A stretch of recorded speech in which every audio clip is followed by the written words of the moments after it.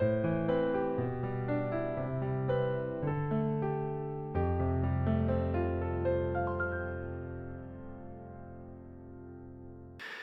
좋으신 주님, 오늘도 주님 앞으로 나아갑니다. 우리의 죄를 속하기 위해 십자가를 지신 주님을 깊이 묵상하며 나아갑니다. 주님께서도 그 길을 걷는 동안 멈추고 싶었던 적도 있으셨을까? 돌아가고 싶은 마음도 있으셨을까? 질문이 들기도 하는 우리들입니다. 이 잔을 피할 수 있다면 피하게 해달라 부르짖었던 주님을 생각하며 우리도 고난의 현장에서야 비로소 주님을 떠올립니다. 주님, 때로 우리가 부정당하는 것 같고 주님을 따를 때 높여지기보다 낮춰질지라도 이 길에서 주님을 배없는 영광을 마다하지 않게 하여 주옵소서. 이 길을 걸으며 주님을 더욱 깊이 생각하고 주님을 더욱 닮아갈 수 있도록 인도하여 주옵소서. 주님, 사랑하는 당신의 딸이 항암 치료를 받고 있습니다. 지난해 말부터 시작된 항암이 벌써 6번째입니다. 항암과 수술이 잘 이루어져서 이제는 속히 건강을 회복하게 하여 주십시오. 사랑하는 가족의 품으로 돌아와 주님 허락해 주시는 일상의 소소함들을 맛볼 수 있도록 은혜를 내려 주옵소서. 전교인 수련회를 준비하는 중에 있습니다. 준비하는 모든 이들과 함께 해주셔서 모일 때마다 지혜가 샘솟고 힘이 나게 하여 주옵소서. 아이들과 어른들이 함께 은혜를 경험하고 남녀노소 모두가 함께 주님과 정다운 동행을 할 수 있는 시간 될 수 있도록 인도하여 주옵소서. 모든 프로그램과 집회 준비가 잘 될 수 있도록 인도해 주셔서 아직 망설이고 있는 성도님들이 계시다면 가족들과 함께 동참할 수 있는 은혜를 내려 주옵소서. 교회 이전을 앞두고 주님께서 보여주시는 곳을 찾는 과정 가운데 있습니다. 우리의 눈에 보기 아름다워도 주님께서 아니라 하시면 멈추고 우리의 눈에는 허름하여도 주님께서 맞다 하시면 나아갈 수 있는 마음을 허락하여 주옵소서. 우리 모두가 주님께 이끌리어 내 뜻이 아닌 하나님의 뜻이 우리 가운데 굳게 세워지게 하여 주옵소서. 이제 주님의 말씀 앞으로 나아갑니다. 말씀을 통해 우리 안에 예수 그리스도의 십자가가 더욱 충만히 세워지게 하여 주옵소서. 예수 그리스도의 이름으로 기도하옵나이다. 아멘. 네, 오늘 하나님께서 우리에게 주시는 말씀은 마가복음 9장 30절에서 37절의 말씀입니다. 여러분이 한 절, 제가 한 절, 여러분이 한 절 읽고 마지막 37절은 합독하도록 하겠습니다. 그곳을 떠나 갈릴리 가운데로 지날새 예수께서 아무에게도 알리고자 아니하시니 이는 제자들을 가르치시며 또 인자가 사람들의 손에 넘겨져 죽임을 당하고 죽은 지 3일 만에 살아나는 것을 말씀하셨기 때문이더라. 그러나 제자들은 이 말씀을 깨닫지 못하고 묻기도 두려워하더라. 가버나움에 이르러 집에 계실새 제자들에게 물으시되 너희가 길에서 서로 토론한 것이 무엇이냐 하시되 그들이 잠잠하니 이는 길에서 서로 누가 크냐 하고 쟁론하였음이라. 앉으사 12 제자를 불러서 이르시되 누구든지 첫째가 되고자 하면 무사람의 끝이 되며 무사람을 섬기는 자가 되어야 하리라 하시고 어린아이 하나를 데려다가 그들 가운데 세우시고 안으시며 제자들에게 이르시되 누구든지 내 이름으로 이런 어린아이 하나를 영접하면 곧 나를 영접하며 누구든지 나를 영접하면 나를 영접함이 아니요 나를 보내신 이를 영접함이니라. 아멘. 우리는 계속해서 마가복음 9장을 읽고 있습니다. 이제 어제 그리고 그제 이렇게 이틀 동안 변화산 위 그리고 변화산 아래 이렇게 이제 두 가지 장면을 살펴봤죠. 변화산 위에 예수 그리스도 가운데 하나님의 임재가 이제 충만했습니다. 그래서 우리 모두는 다 그 변화산 위의 경험이 있어야 한다는 말씀을 드렸죠. 우리가 고난, 죽음을 이겨내기 위해서 성부 하나님께서 성자 예수님에게 십자가를 견뎌낼 수 있는 힘을 변화산 위에서 허락해 주셨다는 말씀을 드렸습니다. 그리고 나서 이제 산 아래로 내려왔어요. 그런데 산 아래 현실은 어떠했죠? 참담하기 그지없었습니다. 귀신에 사로잡혀 있는 그런 아이의 모습을 통해서 산 아래 현실이 어떠한 것인지를 이제 주님께서 우리에게 보여주셨죠. 그래서 귀신에 사로잡혀가는 이 세상을 구할 수 있는 방법은 오직 믿음과 기도뿐이다. 바꿔 이야기하면 우리의 힘과 우리의 능력으로는 이 세상을 구원할 수 없다라는 말씀을 드렸습니다. 그리고 이제 오늘 말씀 이제 30절로 넘어가면은 쭉 오늘 이제 또 새로운 말씀이 나오는데요. 오늘 이제 30절 말씀에 보면 예수님이 갈릴리 지방을 이렇게 지나간다라는 이야기가 나옵니다. 갈릴리 여러분 뭐 익숙한 그런 지명이지 않을까 싶기는 해요. 갈릴리 지역은 그 이스라엘 땅에 이제 그 북단에 위치해 있는 땅이에요. 그러니까 북쪽에 북단에 위치해 있다라고 하는 것은 이제 국경에 가깝다는 이야기고, 그 이야기는 이방인들이 이렇게 침략하기도 쉽고 또 이방인들이 왕래하기도 쉬운 땅이라는 의미도 되겠죠. 그래서 정통 유대인들은 갈릴리는 잘 가지 않는 땅이기도 합니다. 그리고 갈릴리는 이제 이사야서에도 보면은 이방의 갈릴리다. 그러니까 이방인들이 하도 이제 많이 왕래를 하고 하니까 이제 그렇게 여길 정도로 좀 부정하게 여기는 땅이기도 하고, 아픔도 많고 질곡도 많고 사연도 많은 땅이 갈릴리 땅이기도 해요. 그래서 이제 이 아픔 많은 땅에서 예수님이 공생의 사역을 처음 시작을 한 거예요. 예수님이 사역하셨던 그 이제 마가복음의 전반부, 그러니까 8장까지 이렇게 말씀을 보면 대체로 예수님이 갈릴리에서 사역을 하세요. 병자들 고친 거, 또 귀신 내쫓으신 거, 사람들 치유하신 거, 일으키신 거, 이런 모든 대부분의 사건들이 갈릴리 땅에서 이렇게 이루어졌다는 것을 우리가 볼 수 있습니다. 그러니까 예수님께는 굉장히 의미 있고 뜻깊고 이제 많은 그런 그 추억들, 그 사역들이 이렇게 있는 곳이 바로 이제 갈릴리 땅이었죠. 그런데 그런 갈릴리 땅을 예수님이 정말 집중적으로 사역했던, 참 아픈 사람들 많고 힘겨운 사람들이 많았던, 가난이들이 많았던 그 갈릴리 땅을 예수님이 오늘 그냥 지나가려고 하시는 거예요. 그냥 스쳐 지나가려고 하시는 거죠. 왜일까요? 그토록 소외된 이들이 많고 아픈 이들이 많고 병마에 시달려 있는 이들이 많다면 좀 더 오래 머무르셔서 좀 더 많은 이들을 고쳐주시고 좀 더 많은 이들에게 해방과 자유의 선물을 주시면 좋잖아요. 그런데 예수님이 그냥 지나가려고 하세요. 왜일까요? 이유가 뭔지 31절 말씀을 함께 읽도록 하겠습니다.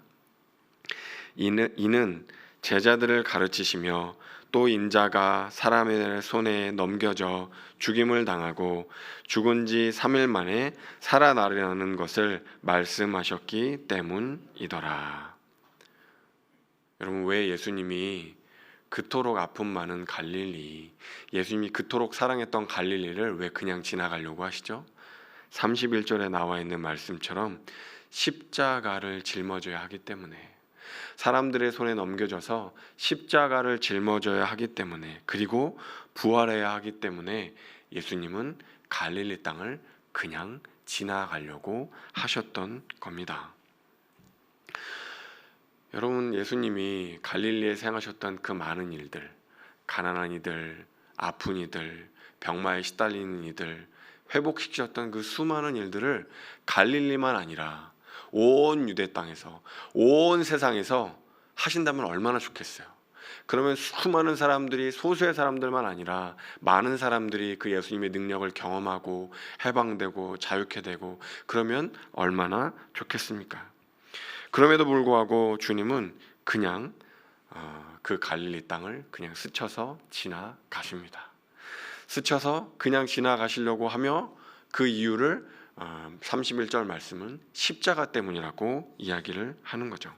십자가를 향해서 예수님은 뚜벅뚜벅 걸어가고 계시는 겁니다. 예수님이 십자가에 못 박히셔서 그 마지막 말씀이 뭐였죠? 다 이루었다. 다 이루었다. 그런데 제자들은 지금도 그렇고 나중에도 그렇고 도대체 무엇을 다 이루신다는 건지 알 수가 없는 거예요. 아직도 고쳐야 될 사람이 많은데, 아직도 회복시켜야 될 사람이 많은데, 아직도 우리나라는 로마의 식민 치하에서 살아가고 있는데, 아직도 우리는 그렇게 그 로마에 의해서 신음하며 살아가고 있는데, 아직도 해야 될 일이 이렇게나 많이 있는데 도대체 무엇을 다 이루셨다는 것인지 제자들은 알 수가 없는 거죠. 왜냐하면 제자들이 생각하고 꿈꾸던 메시아는 어떤 메시아예요? 군사적 메시아, 정치적 메시아.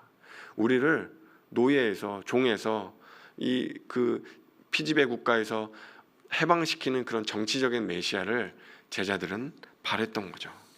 그런데 예수님은 그런 메시아가 아니라는 거잖아요. 나는 그런 메시아가 아니다. 나는 너희들의 기대에 부합할, 그런 인기에 부합할 그런 메시아가 아니다. 나는 십자가를 짊어질 메시아다. 나는 전혀 다른 방식으로 하나님의 나라를 가져올 구원자다라고 예수님은 계속 말씀하고 계시는데, 제자들의 꿈과는 전혀 다르기 때문에 제자들은 이해를 못하는 겁니다. 그래서 여러분, 십자가가 사라지면, 우리들의 생각과 우리들의 마음 속에서 십자가가 사라지면 어떤 결과를 낳게 되는지 또 오늘 말씀에서 이야기를 해줍니다. 우리의 마음속에 십자가가 사라지면 어떻게 되는가? 33절과 34절 말씀 함께 읽도록 하겠습니다. 33절부터 가버나움에 이르러 집에 계실새 제자들에게 물으시되 너희가 길에서 서로 토론한 것이 무엇이냐 하시되 그들이 잠잠하니 이는 길에서 서로 누가 크냐 하고 쟁론하였음이라. 여러분, 십자가가 사라지니까 어떤 일이 벌어지죠? 제자들 안에 누가 크냐? 누가 크냐? 예수님과 동고동락하며 3년 동안 예수님께 배웠는데 십자가가 사라지니까 누가 크냐라는 논쟁으로 끝나요. 생명을 살릴 수 있는 능력이 사라진 사람들 안에는 이렇게 누가 크냐는 권력 다툼으로 변질되게 되어 있습니다. 여러분, 제자들만 그럴까요? 교회 안에서도요, 십자가가 사라지면요, 사람들끼리 누가 크냐는 싸움을 합니다. 권력 다툼을 해요. 심지어 좋은 일들을 많이 하면서도, 심지어 봉사를 많이 하면서도 십자가가 사라지면 권력 다툼을 해요. 주도권 다툼을 합니다. 여러분, 그래서 신문을 보면, 뉴스를 보면은요, 아직도 많은 교회들이 분쟁을 합니다. 분쟁을 하다 끝이 안 나면 세상 법정으로 갑니다. 여러분, 왜죠? 아닌 경우도 있겠지만 대부분의 경우는 십자가가 사라졌기 때문인 경우가 너무나 많습니다. 여러분, 안 믿는 사람에게만 복음이 필요하다고요? 천만의 말씀입니다. 안 믿는 사람에게만 예수 그리스도의 십자가 보혈의 은총이 필요하다고요? 여러분, 천만의 말씀입니다. 누구보다도 믿는 우리들에게 필요한 것이 십자가입니다. 십자가. 십자가가 사라지니까 제자들은 그렇게 싸움을 해요. 왜냐하면 나중에 하나님의 나라가 오면 예수님과 함께 동고동락했던 우리들에게 한 자리 주겠지, 뭐라도 하나 떡고물이라도 주시겠지, 우린 개국공신이니까 주님께서 우리에게 뭔가 하나 주시겠지, 이제 그런 생각을 하는 거죠. 근데 주님이 너무 답답한 거예요. 이게 아니 3년 동안 나와 함께 있었는데 너희들 도대체 뭘 배운 거냐. 그러면서 주님이 이 제자들의 생각이 잘못됐다는 걸 알려주기 위해서 어린아이의 비유를 드세요.